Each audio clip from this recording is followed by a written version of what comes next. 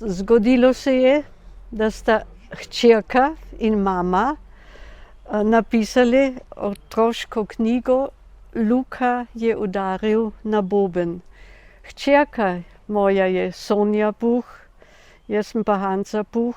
In kako se je sploh zgodilo, da sva napisali, da je nastala tale knjiga. Tale tekst je torej pri nas bil že od 2003 naprej, tega leta naprej v predalu. In ko so 2015 prišli begunci iz teh držav, ko ni bilo več za živeti za nje, se mi je tale tekst zelo zdel pameten ali primeren.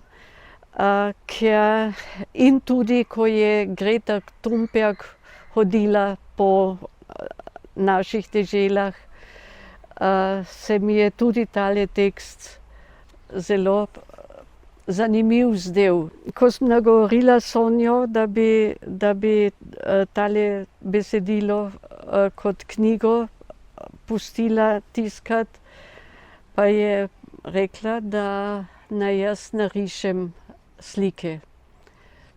To je pa malo naloga bila, ki mi je malo težko šla, ker mislila sem, da risati le ne bom znala, ali pa ker je to bil pogoj, da knjiga, da tekst izide, sem pa začela risati. In po malem so nastale slike, ki so se malo ujemale s tekstom. Gre se pa v tej knjigi za fanteka, ki odpre svoj vrt, ki hoče, da pridejo ljudje na obisk, da praznujejo z njim, da pojejo z njim, da muzicirajo z njim in da si ogledajo različne rastline v tem vrtu. In tako se začne besedilo, ki ga hočem začetek malo prebrati, prej pa bi morala še povedati, da je tekst nastal v nemščini in bo moja hčerka prebrala, potem ko bom jaz slovensko prebrala, tudi malo originalni tekst. Kadar so prišli ljudje, se je začelo praznovanje. Luka je imel orgle, flavto, čelo, boben in harmoniko. Drugi ljudje so prinesli s seboj druge instrumente in potem so igrali na instrumente, se smejali, klepetali, plesali ali preprosto počivali. V Lukovem vrtu je bilo namreč mogoče najti tudi senco dreves, med grmovjem votline, neminljivo zeleno barvo iglic, kislo nežnost jagod, nebeško bližino majčkenih gob, miren čar ob pogledu na rože in navdihujoč vonj bodičastih zelišč. Ja, zame je to tudi zelo posebno, da smo skupaj knjigo naredili. Also ich muss auf Deutsch ein bisschen erzählen, den Text hatte ich schon lang, aber die Mama hat wirklich oft nachgefragt und ich bin jetzt sehr dankbar, dass sie dann bereit war, die Bilder zu zeichnen und dass in die Bilder vor allem so viel Persönliches eingeflossen ist. Also auch das Svetlin und die Jagode und die Jepa und die Gär, also sämtliche Details sind mit Liebe und besprochen gemeinsam. Und die Mama hat mich überrascht. Was? Nela und Jona. Genau, auch die Nichten haben sich verewigt in ihren Blumentöpfchen. Also da ist ganz viel Familienherz und Familienarbeit drin. Dann lese ich gerne den deutschsprachigen Anfang, um zu erfahren, wie die Geschichte beginnt. Lukas hatte einen Garten und Lukas hatte kurze Beine. Doch weil sein Garten direkt vor seinem Haus und daneben und dahinter und eben rund um das Haus herum lag, war das mit den kurzen Beinen gar nicht so schlimm. In Lukas Garten wuchsen anmutige Blumen, hohe Obstbäume, borstige Nadelhölzer, kleine Beerensträucher und ebenso große Gemüseranken. Dort wuchsen gesunde Kräuter und da giftige Pilze und da und dort allerhand sonst, was auch ohne Namen auskommt.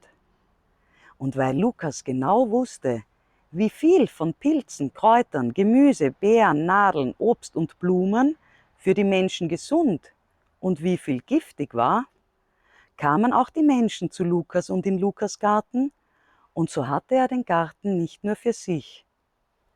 Und das gefiel Lukas auch so. Schließlich hatte er den Garten auch nicht nur für sich. Luka je užival v svojem vrtu in Luka je užival, da so tudi drugi uživali v vrtu. Vsi ljudje so bili veseli in prosili, naj Bog ohrani Luko na njegovih kratkih nogah in v njegovem vrtu. Na začetku vsakega novega letnega časa in včasih med letnim časom so se drugje srečavali drugi ljudje iz drugih vrtov. In ker prvo ni enako drugemu, se je Luka srečaval tudi z drugimi, da bi jim pripovedoval o najpomembnejšem, namreč o svojih rastlinah, in da bi spoznal rastline drugih. In tedaj si niso samo pripovedovali, najraje so najnežnejše rastline prinesli kar s seboj, ter so tako omogočili tudi drugim vrtnarjem in vrtnaricam, da so bili del dogajanja v vrtovih prijateljev in prijateljic. Ker je nastopilo poletje in je bilo pred njimi spet takšno srečanje, je Luka pobral nekaj najboljših koščkov iz svojega vrta ter se odpravil na pot. Njegove kratke noge so mu sicer povzročale skrbi, a iz svojega vrta izbrane rastline je naložil na voz, ga priklopil k svojemu kolesu in z njim odkolesaril na tržnico.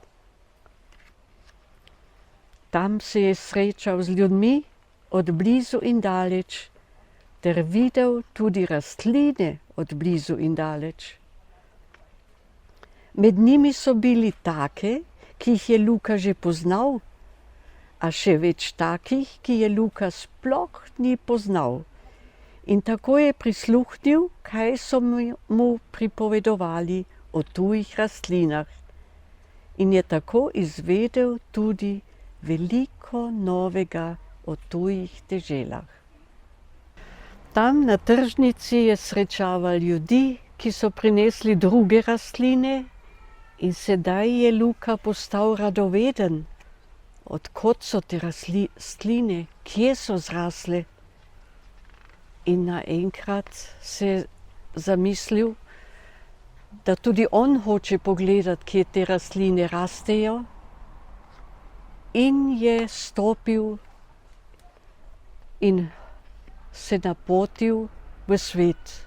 Somit packte Lukas erneut zusammen. Nicht seinen Garten, sondern sich. In berem še naprej kak odlomek, kako je Luka hodil po svetu. Luka je hodil in pešačil in hodil in plezal in tekel in se usedel, da bi se spočil in vstal, da bi šel naprej. Marsikje je moral Luka iti tudi čez vodo. Tedaj si je pomagal s čolnom. In potem je spet hodil in potem je spet usedel, kar tako. Toda največkrat se je usedel zato, da je potem spet urno vstal. In vse okrog njega se je spreminjalo, počasi, a vztrajno. Grmovje je postajalo gostejše, drevesa vse nižja, sadje vse obilnejše, rože vse redkejše, zelišča so postajala vse temnejša in gobe vse bolj skrite in barve čedalje bolj pisane in potem spet vse medlejše. In še vedno so luki ponujali miren čar in navdihujoč vonj. Mirujoča senca in porasle votline. Ogrevajoča rumena barva in daljna zelena, sadno rdeča barva in kisla modra, nežnost ter bližina neba in veliko in visoko in daljno in ozko in globoko in malo in majčkeno in skrito. Da bemerkte Lukas, dass er trotz all der Veränderungen in seinem Garten geblieben war, denn der lässt sich nicht aufhalten durch eines Gartens Zaun. In kako je Luka prišel zopet domov, morda sami preberete v knjigi. Aber was mich selber interessieren würde, ganz ehrlich, vielleicht willst du das schon noch sprechen, weil dieses Bromborium dann mit den Flüchtlingen und mit der Greta Thunberg, das kam ja dann erst dazu. Dich hat dieser Text eigentlich die ganzen Jahre schon irgendwie kathartisch berührt. Der war für dich immer schon wichtig. Warum? Weil du ja immer wieder gesagt hast, was ist jetzt mit Lukas? Also ich habe ja wirklich viele Texte in Ladl und sie hat eben wirklich seit Jahren immer wieder gesagt, was ist jetzt mit Lukas? Also mit dem wollte sie immer was machen. Ker se mi je besedilo zanimivo zdelo, da odpiraš vrtove, da se veseliš rastlin, da se veseliš petja, muziciranja in da odpiraš vrtove drugim ljudem. In da se Lukas sam napravi na pot v tem cajtu knjige, ja, vrtec je še vedno odprt, ampak on se spravi. Kaj pa s tem cajtu v svojem življenju? A to misliš, da sem se jaz spravila Na, pol jaz na pot? jaz sem hočem vedeti, Ja. kaj si Ne, počutila. meni se je to zelo zanimivo zdelo, ker smo tudi veliko po svetu hodili in le našli radi zopet pot domov. Und bei der Danksagung, das möchte ich noch kurz erwähnen, weil es mir wirklich sehr wichtig war. Erstens danke ich sehr herzlich meiner Mutter, die mehr als ein Jahrzehnt daran festgehalten hat, aus diesem Text müsste noch ein Buch entstehen und die sich dann bereit erklärt hat, auch die Bilder zu malen. Aber in dem Fall gibt es natürlich auch einen echten Lukas, der mich inspiriert hat zu dieser Geschichte, der mich sehr beeindruckt hat in seiner Bereitschaft, in der Mitmenschlichkeit zu leben und auch sich selber kennenzulernen, um dies zu ermöglichen.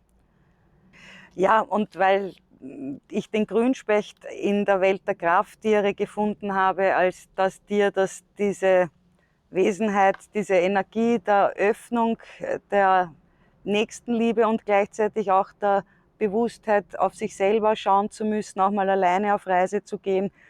Also diese Energie ist am ehesten für mich im Grünspecht drin. Ist nur zu sagen, dass der Grünspecht auch den Dank bekommt. Warum, könnt ihr auch im Buch lesen und ich hoffe, es gefällt euch gut.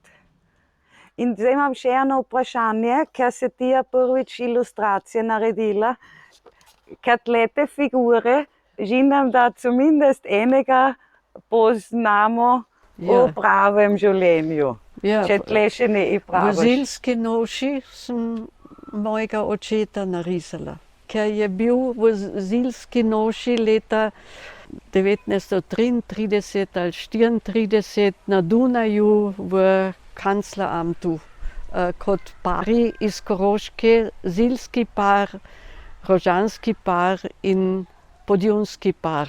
In zaradi tega sem mislila, da mojega očeta tukaj narišem. In morda lahko še zdaj povedamo, kaj tukaj vidimo. Na prvi strani je pa moja rojstna hiša in je pa gora, ker tam v bližini sem rojena.